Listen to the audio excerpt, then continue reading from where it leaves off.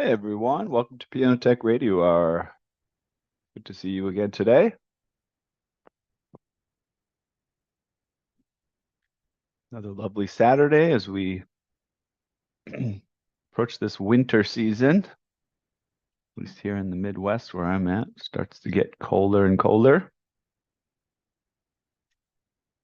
Still a nice day here. A little sunny outside, but also a little brisk.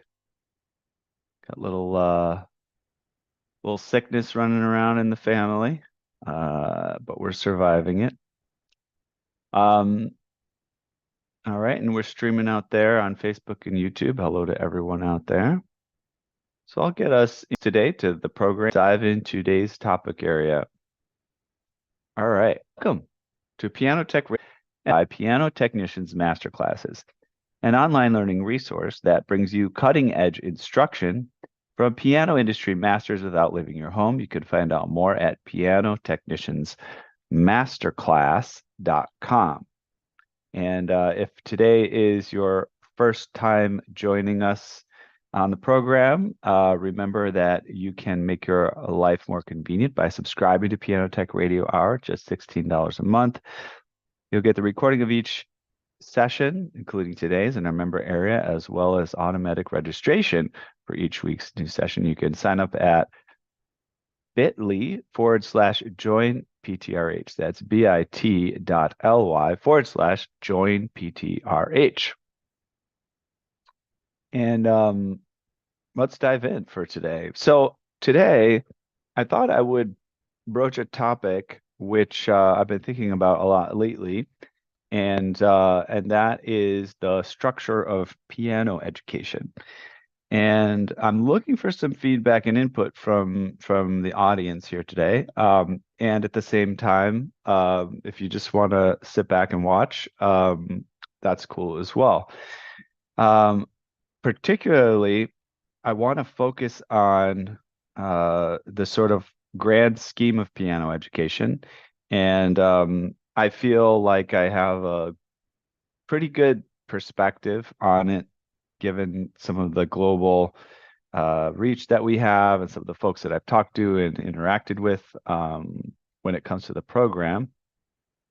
And at the same time, in considering, education and how it's structured and what's going on there, I think it's useful to have multiple perspectives contributing to that topic.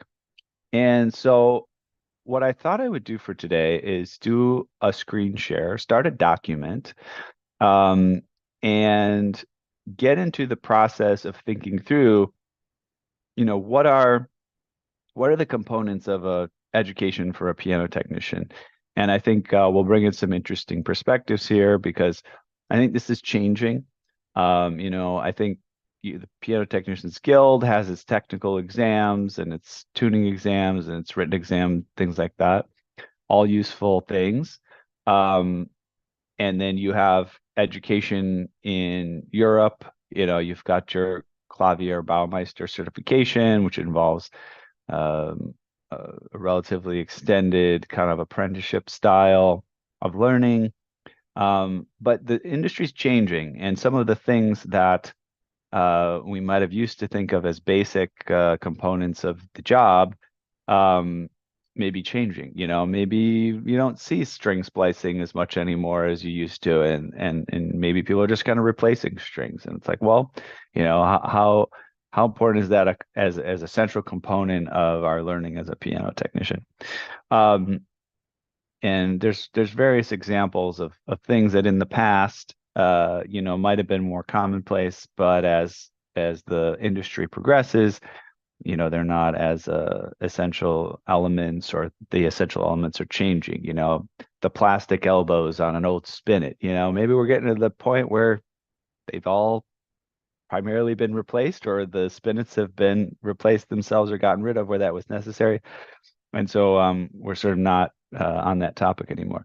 But so let's start out with a blank canvas. I'm going to do a screen share with a blank sheet of a Google document, and we may bring in some other type of software in order to visualize this and kind of see things a little bit more clearly. But in the meantime, maybe we'll just start with a document. And I'm going to start from my personal perspective, just thinking this through kind of in front of everybody as a process. I don't even know exactly what's going to come out, but I have faith it could be interesting. And then I'll be checking back and to see from you guys, whether you have comments or thoughts about the directions that we're going with this stuff. So let me switch to screen share. And yeah, we'll get into this. Get a little bit of look at how we're thinking about this. Okay. So today we're talking about, and I guess I'll zoom in here so that this is easier to see. Piano industry education, right? And I think the way that I've been thinking about it a lot lately in my head, but I haven't quite put down on paper yet, is that kind of it'd be interesting to think of this sort of a modular approach. So think about it from the approach that somebody who wants to get into the field, yes, they could get onto a place where they're earning some sort of certification, through the Piano Technicians Guild or North Bennett Street or whatever. But there's also a ton of kind of micro educational components in this whole process that maybe go underrepresented, or it's not so clear that they're a part of the process. I think it would be really interesting to kind of get down to a finer grain detail into the learning process where we can say, okay, there's piano tuning, but one component of it, involves understanding the sort of mathematical aspects, the sort of technical aspects, the theoretical aspects. And, what if you had sort of learning modules around that would say, okay, if you went through this learning module or you went through this process, we could say, you know what, you have mastered the sort of technical theoretical aspects of tuning. And maybe even you have different levels, like, oh, you're at a level A, B, or C, or like 1, 2, 3, or low, medium, high, or something like that. And I think the reason I've been thinking about this is we do some education for piano technicians as part of our process with Floating Piano Factory in New York City. We bring on new people, and I oftentimes a lot of their learning happens in the field. They're getting practice tuning pianos, a particular problem arises, and it offers a learning opportunity to learn about something. But it is hard to wrap your head around how can I kind of make consistent improvement with little steps along the way. So let's get started here. And I'm looking for any feedback you guys have. So feel free to add comments or questions in the chat. You even could speak up if you feel like it. So I'll be brainstorming here. So nothing that I put down is going to be set in stone. We can change it. So tuning, of course, is an aspect of all this. Within tuning, there's going to be several sub aspects. Maybe we'll make this sort of a bulleted list where we can have components and subcomponents. You definitely have oral skills for tuning, which are, as I've seen in my communications with other people in industry, are increasingly rare that people have advanced oral skills, or even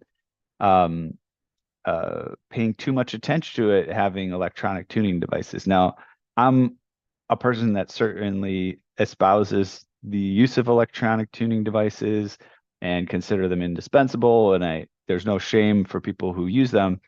And at the same time, I do know, just even from personal experience, when you do have an electronic device to assist you, there's less of an incentive to develop those oral skills and understand them. And so it'd be interesting to kind of think about those as a separate things. And then I think there's ETD skills as well. I also think that when we're tuning pianos, there's multiple components that are not always clear. There's this sort of a physical component of tuning.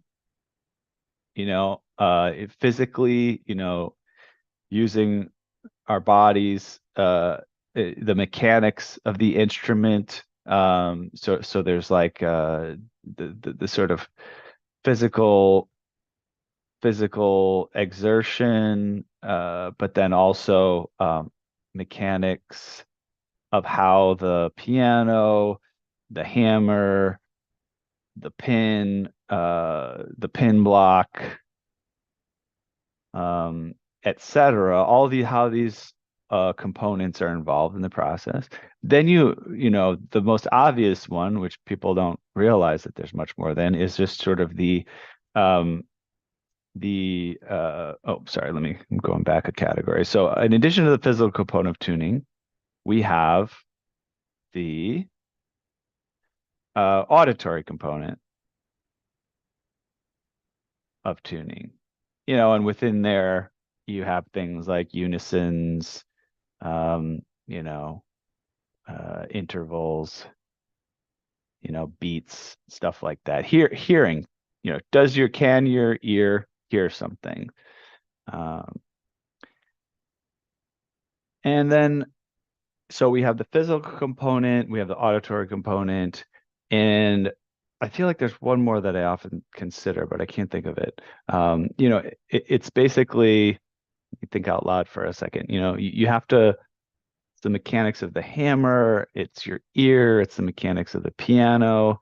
Um, I guess this is maybe separate, maybe what I'm thinking of. Maybe we'll come back to it. Maybe somebody else has an idea. But I think there's something around stability as a part of tuning, because I think that's not always obvious when you first get started. Um, oh, I got it in tune. Great, it sounds good, but did it stay there? And I think a little bit of that goes back into the mechanics. Um, Okay, so these are general topics of tuning. I'm going to leave this here just in the interest of moving forward, but maybe we'll come back to it. So we got a general category here of tuning. And by the way, again, if you have any comments or questions, feel free to chime in and add your opinion or subtopics that I should add here, whatever. Um, let's talk about the action and regulation. That seems to be a primary component of what technicians can do. And I think increasingly, you can't get away with just being a tuner. You do have to have these skills of action and regulation. Um, I'm just going to sort of brainstorm here of some subcomponents of action and regulation. An obvious one is just sort of understanding the names of components. But then also you have understanding the mechanics of the piano action. But then you have practical regulation skills, from the beginning to end, sort of end to end, doing a regulation. Then you have maybe problem solving skills to fix action problems. How can you make something better if you don't have time to make it perfect? Now, within action and regulation, I don't know that we want to include something like some of the more advanced topics of piano actions, like touch weight and action geometry, and sort of optimizing and tweaking. I feel like perhaps that goes in a different category. As I'm writing this out, to me at least, it feels like the tuning is probably the primary skill, because it's what most of a beginner can get work doing, just need the piano tuned. And the action regulation, it also feels like a primary skill, but it does in some ways feel slightly secondary to tuning, just due to the fact that there's maybe not as much work for it, and you can kind of get going as a tuner without knowing a ton about the regulation. So let's consider those first two topics more basic. Let's go to advanced topics, I think. Maybe we'll change the name of the category.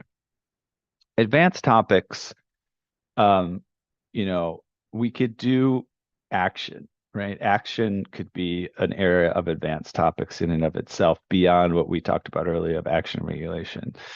Um, and within that, we have things like what we said, touch weight.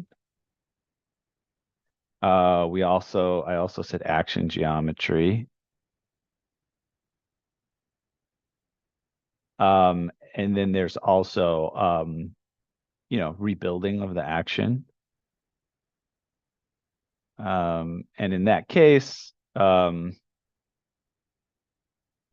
maybe separately I'll list re-engineering of the action, because I know there's some people that get it pretty deep into that. Under rebuilding of the action, I'm going to put some things like, hammer hanging, or really it's like hammer in ordering and installation. It's a skill. Um, um, Other parts, maybe sub component replacement. So for example, we're talking about felts and leathers and stuff. So if you're not going to replace the actual, whipping itself or other actual components, um, the process of getting into doing those type of replacements. Um, I'm gonna move on, but we might come back to that. So in addition to action, advanced topics, um, for lack of a better word, I'm gonna say reconditioning and look into that subcategory. Now, I thought of that because I was thinking, key top replacement, for example. Um, you know, it's sort of in the category of this sort of things that you can do to spruce up a piece, not necessarily mechanical, um, but it is important, an important skill and can go a long way. And there's probably some other things that could go into sort of a reconditioning category. And again, we might rename it, but um, I'm going to put in here things like finish repair, um, maybe even minor, um, I don't know if we would call it structural or parts or case parts repair. Sort of like call it woodworking. Um, all right, let's see here. Oh, we got some comment in the chat. What do we got here? Repairs. Yes. Bill, thank you so much. Um, yeah. Yeah, and I feel like let's start another category for repairs. And again, we can always go back to some of these things after we get into it. First of all, let's see where repairs go. I feel like we've got some basics. So I almost feel like we want to have an area of basic repairs, slash field repairs. But I think we maybe even want a separate category of advanced repairs. Not sure about that yet. Um, Basic repairs and field repairs, replacement, repair, replacement of various action mechanisms. And we've got like jacks, weapons, um, hammer shanks, hammers. Um, and then we've got, you know, your repinning flanges, you know, various sticky key fixes.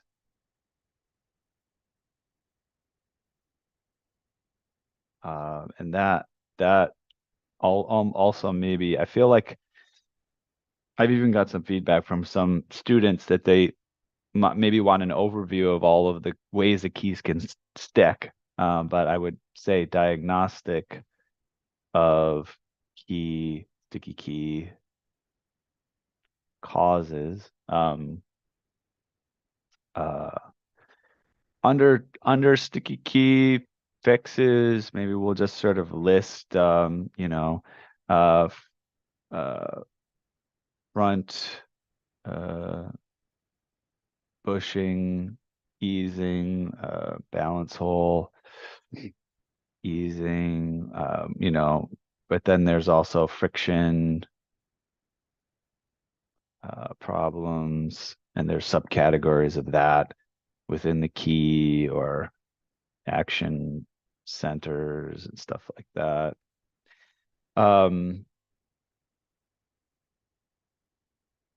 Now, advanced repairs. Let's see here. What we might think of it in advanced repairs. I mean, I mean, I'll just list some ideas. I almost feel like might be getting a little bit too deep and complicated, but um, you know, water damage, you know, pest damage, maybe woodworking to refashion parts. Let's see here. Advanced repairs. I mean, I'm thinking like it feels a little bit more advanced than some of the other stuff when I would, you know, maybe like lyre repairs, you know, music, desk even can get a little bit complicated to just get that repaired in certain cases. Um,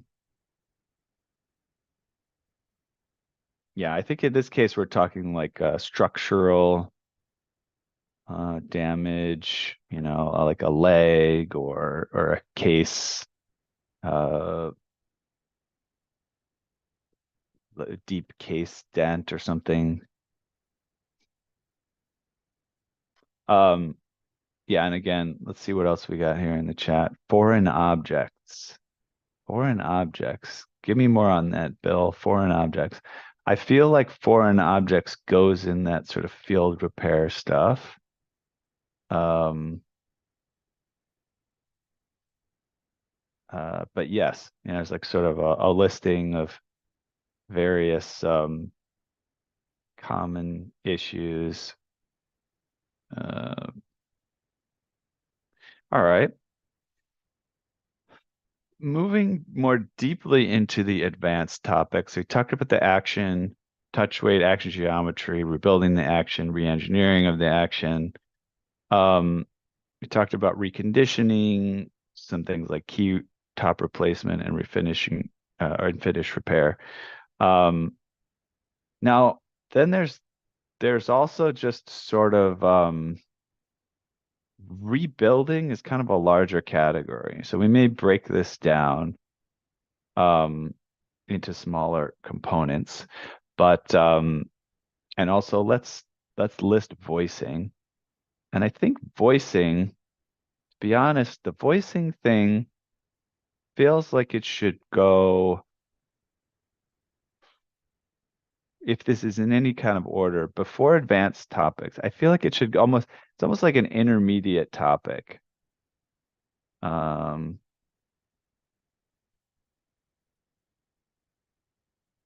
and it's voicing.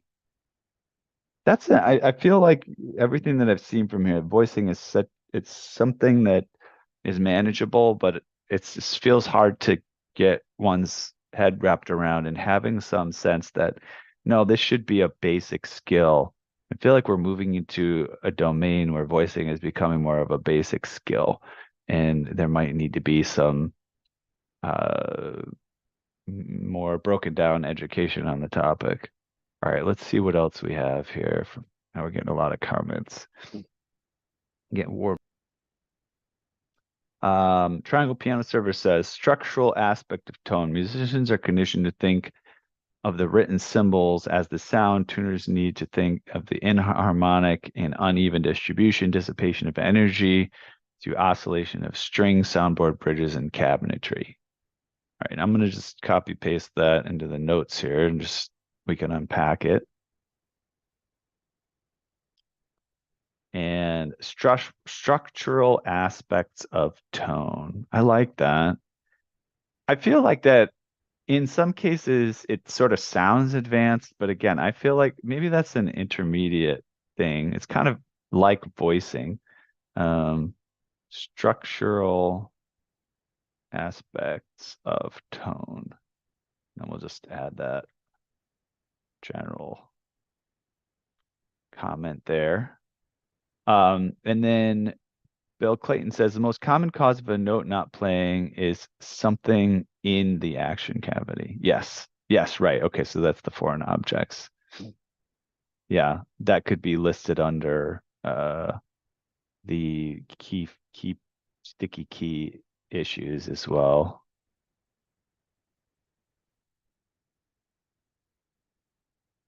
Okay, all right. Now moving on to the next comment. Johan Krebs says, a comment about tuning, the need for using auditory controls when using ETDs. I use Verituner currently. I find it not always reliable for the tenor range. Many times it tunes in the notes progressively too high going down the scale. Same with the low bass, progressively too high going down in the scale. Single string tuning generally, sometimes starting higher up already in the bichord. Most pianos A0 should be tuned about 13 cents lower. Notes above gradually closer to the indicated pitch up to E1 generally. Okay. Yes, this is making me think of something related as well. So you said auditory controls when using ETDs. Okay. Yeah, I think that we should put that under tuning, under ETD skills. I want to put that as a subcategory. Auditory controls when using ETD.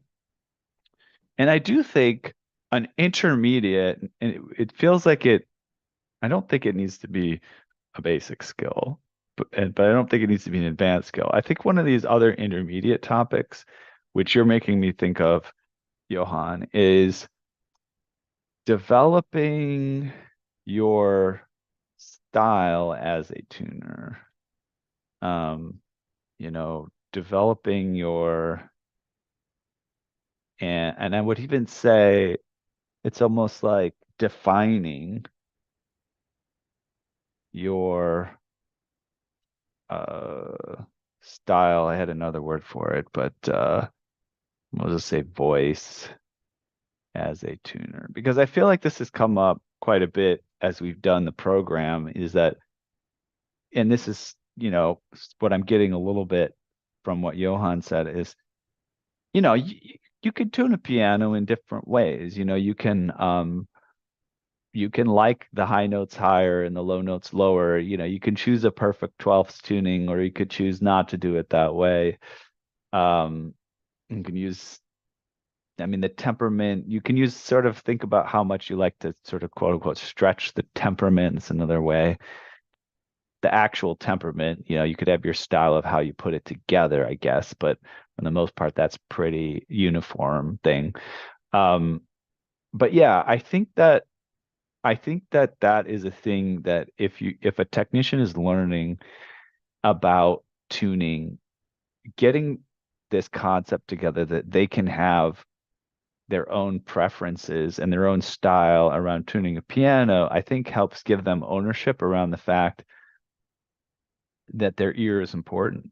And I think that when a again, from what I've seen from some of the beginner to, they just think the piano can probably only be tuned XYZ way, and it's probably what this machine is telling me, and that's basically it, period. And my goal is to like tune the piano versus, my goal is to tune, develop my own style as a piano tuner to get the way that I like it to sound, the type of sound I prefer.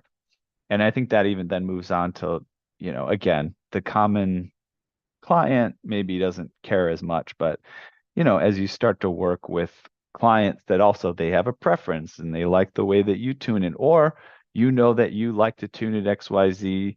I like the treble range a bit higher, but this client doesn't. And so I'm not going to do that for this reason. And um, I think that could be an intermediate topic that's useful to cover. And maybe I'll just say here, developing your style and then defining which components, defining which components of tuning determine a style.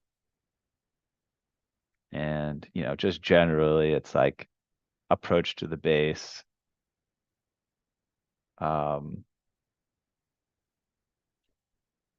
approach to bass, stretch, approach to treble stretch, and then,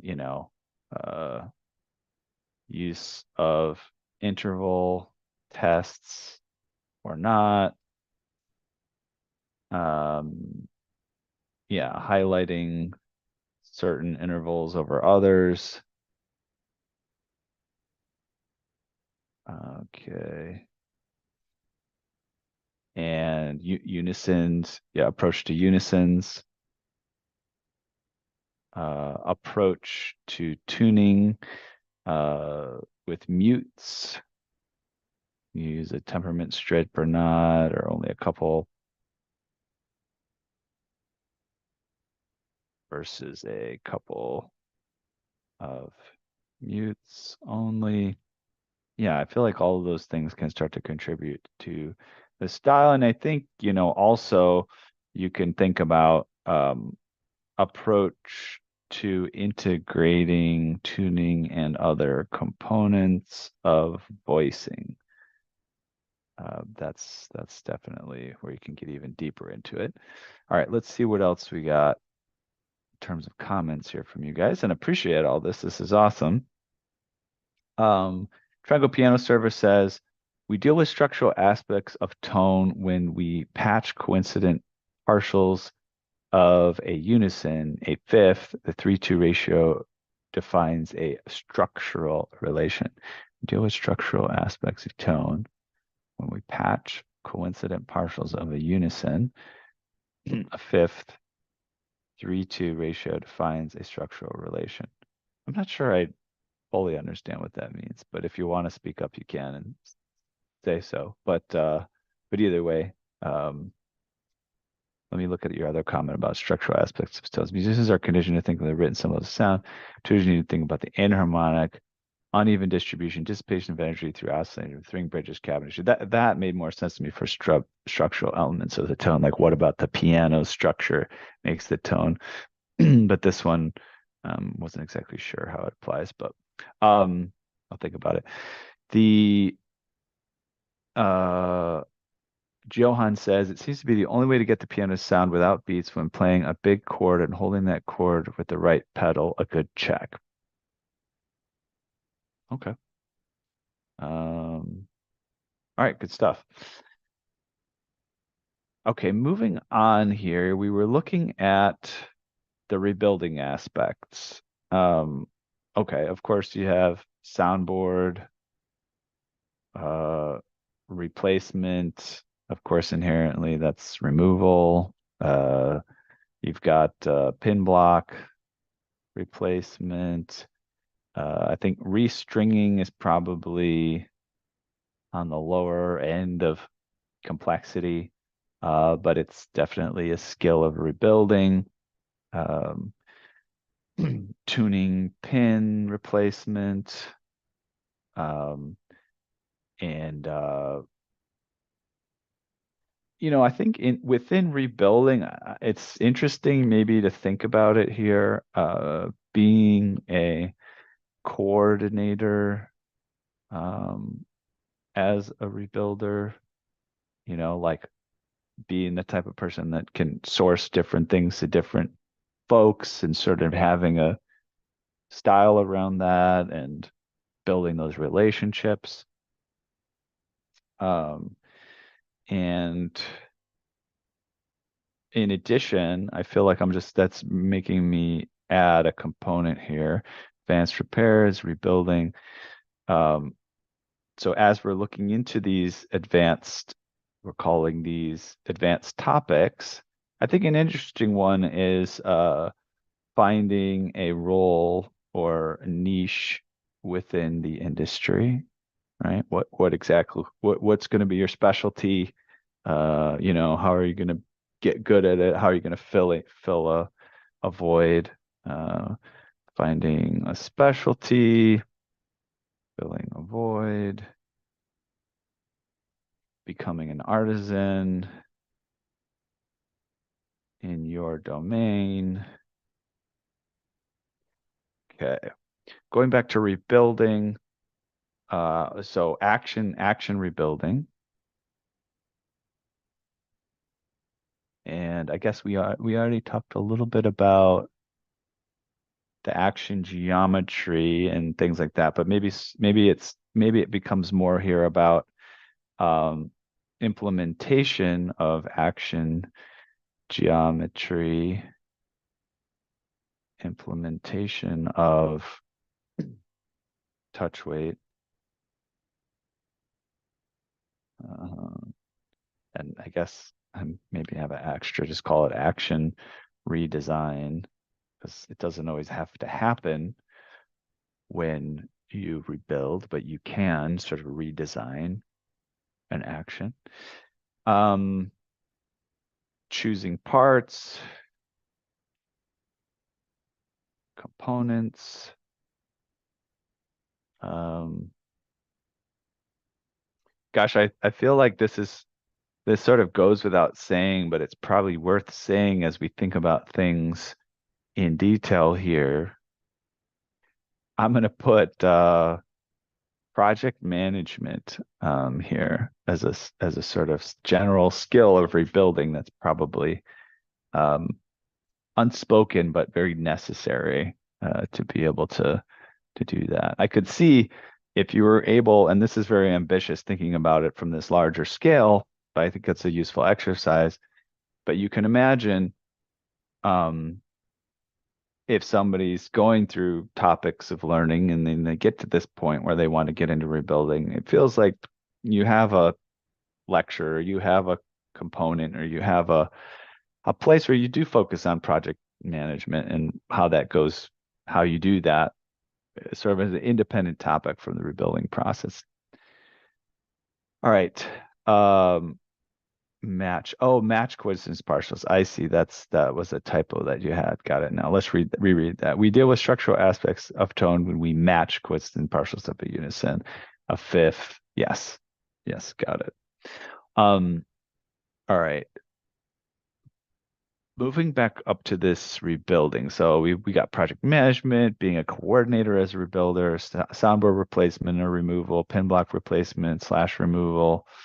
Um, we've got um, we'll go over here to the bridge, which is sort of soundboard, but bridge work. We'll just call it bridge work. And then slash replacement, I guess. Okay, and then among rebuilding, of course, there's a sort of this separate component, um, which increasingly it looks like that it's a very specialized skill, and it's sort of the refinishing, um, you know, refinishing. And really that comes down to like refinishing the case, even sort of refinishing the plate even, right? Or sort of like refurbishing the interior components, aesthetics of interior components. We'll put it that way. Okay. I mean, while we're at it, I'm going to move into some other domains. We've got a lot here, actually, not bad. We've developed quite a bit. Um, it's not going to go in advanced topics. Let's maybe put this in intermediate topics that I'm about to mention.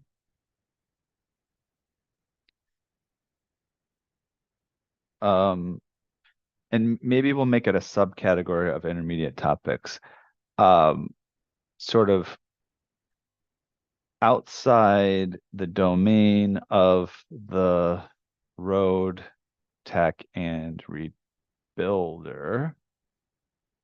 It's a long name for a category of these intermediate things. So, but this is where I'm going. Moving pianos. I think that that's an interesting topic. Um, Managing a service business with multiple technicians.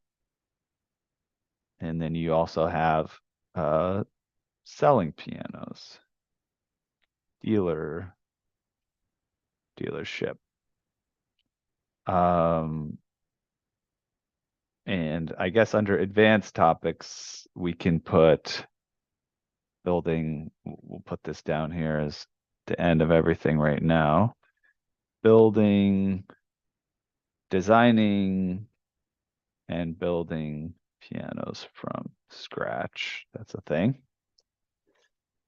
Okay, let's see about any comments we have here. Johan says about tuning treble a bit high. Musician soloists can go a bit high in pitch in certain phrases in the music to make such a phrase stand out, but they always want to be able to come back to the tune pitch. If the treble is already tuned slightly higher, they cannot come back and they're always playing, singing in an excited state. Interesting. Um, all right. I think we're going into, I think we still maybe have a few things to talk about in rebuilding. So project management, being a coordinator, soundbar replacement, pigment replacement, bridge work, restringing, tuning pin replacement, actual rebuilding, refinishing, finishing the case, the plate, refurbishing the aesthetics and the interior components. I'm trying to think, is there anything else around rebuilding? You know, I think a lot of this stuff kind of gets ignored in a lot of cases, but it's the type of thing that why ignore it if we're trying to be thorough here? I think within rebuilding, you need you could stand to have a topic area of sort of marketing and selling rebuilding work, slash networking, whatever, with clients or whatever you want to call that. But it's sad if you get really good at rebuilding skills, which a lot of people invested significant time and energy into rebuilding pianos, but aren't very good at finally monetizing that, finding the clients, finding the path to profitability there. Rescaling, yes, that's a good thanks, Triangle Piano Service. Let's put rescaling maybe under restringing. Okay, rescaling, restringing. Yeah, I think that covers a lot of the rebuilding process. Then it's just, you know, I think the smaller component, you know, uh upgrades or replacing or repairing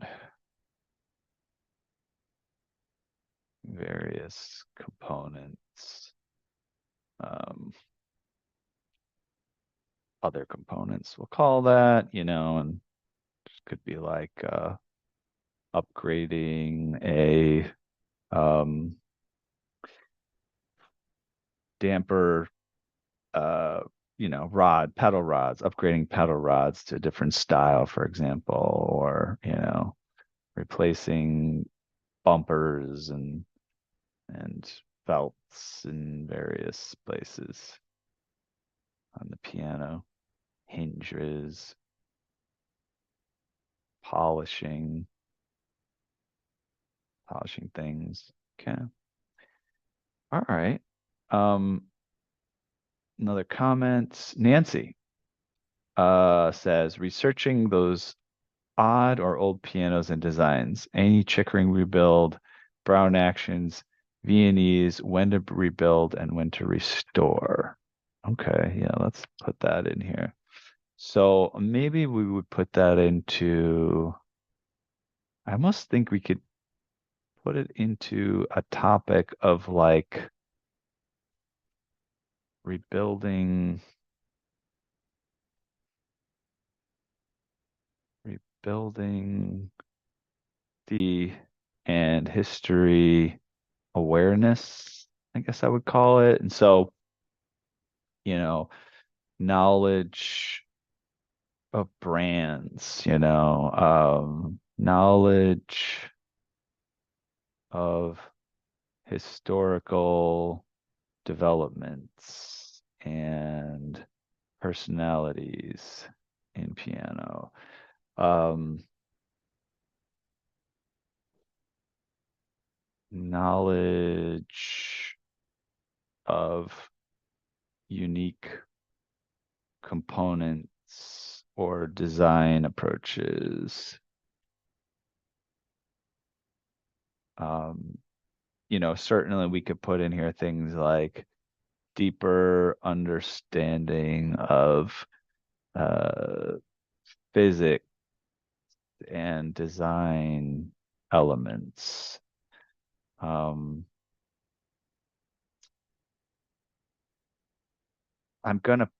I was thinking of maybe putting it somewhere else, but I'm gonna put it here to understanding of wood and basic carpentry skills. Um, I guess I would also put in there understanding of metal, and basic skills working with metal.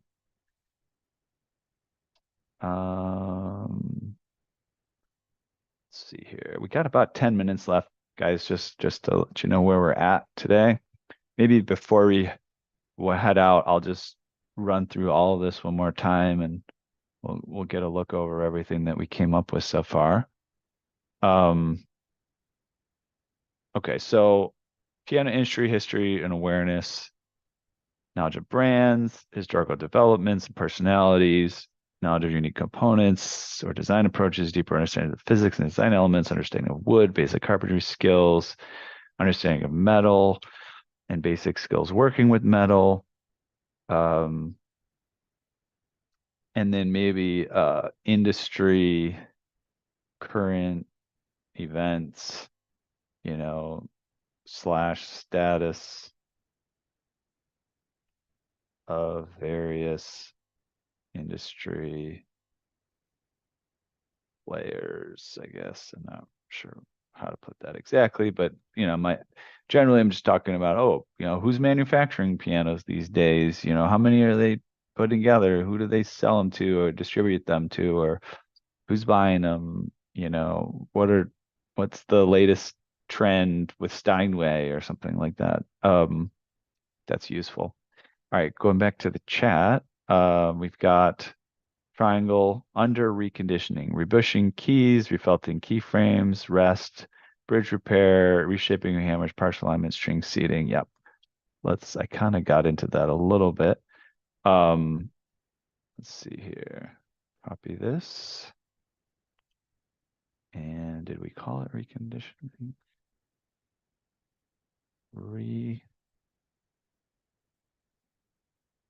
Yeah, reconditioning. Building. Yeah, let's go put this over here. rebushing keys, refelting keyframes. Yep, that's good stuff. All right, we're approaching 5 minutes left. So let's just take it from the top down, look at over all of it, maybe just make a note of some missing pieces. I mean, I think what I like about this, I like this type of a outline structure, tree structure. You can always go one level deeper with any of this stuff.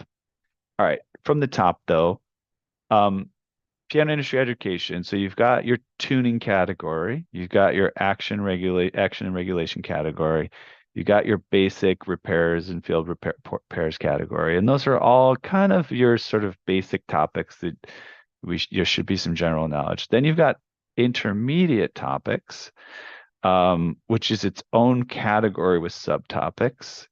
Um, and then you have advanced topics. And then in the intermediate topics, we had things like voicing, structural aspects of tone, developing your style as a tuner, things that are outside the domain of being a road tech or rebuilder, piano industry and history awareness.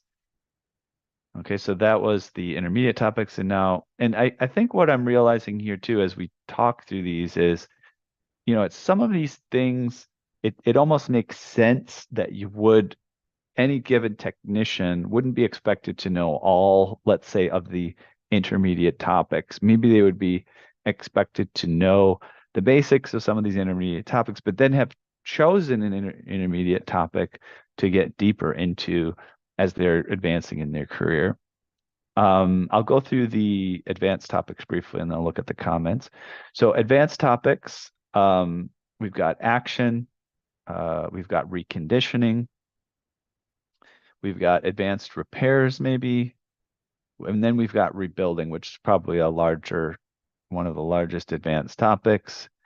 And we got a bunch of subtopics there. We've got a topic of sort of finding a role or niche within the industry, and as well as designing and rebuilding pianos from scratch. Let's go look at this comment here.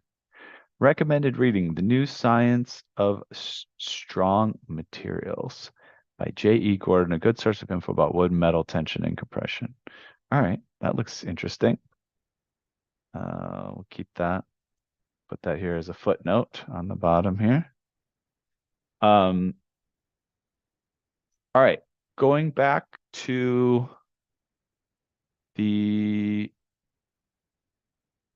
I think we got a pretty good overview here, actually. In an hour, I think we put together an interesting thing. And I think it just comes down to now it's organizing them to be very clear as to which things are more basic and which things come along as you get more advanced.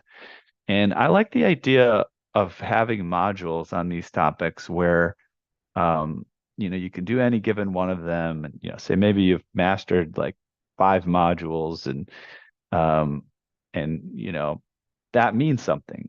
It gives you motivation to get into some of the more basic things and feel a sense of completion. But maybe after you've mastered 10 modules, that's its own sort of module. You've gotten all of the sub modules of, the auditory components of tuning or something, and now you sort of understand that. And also, just to be clear, I don't think it's necessary. It's a necessary component of what we're doing, but just to mention, as I think through this stuff, I think it's important to have a sort of educational and practical component to all of these things. So, I know the theory of piano tuning theory, but can I apply the piano tuning theory to actually doing the tuning, and listening to it and tuning things up and hearing what you might graphically represent, in a book or something like that. All right. Well, thank you guys so much for being a part of this. I think this is really powerful, and perhaps we'll even revisit it later and go a little bit more deeply in the future. But for the time being, I think we can start to sign things off, and appreciate everyone who joined the session today. So I will sign us off.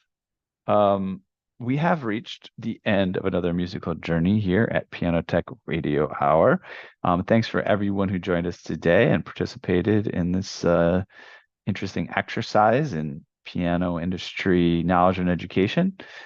As always, we're brought to you by Piano Technicians Masterclasses, cutting edge instruction from piano industry masters without leaving your home. For those of you that joined us today by signing up for this session individually, you can make your life more convenient by subscribing to Piano Tech Radio Hour at just $16 a month. You get the recording of today's session in our member area, as well as automatic registration for each week's new session. You can sign up at bit.ly/join-PTRH. That's bit.ly/join-PTRH. All right. Thank you all so much for joining, and we will see you again next time.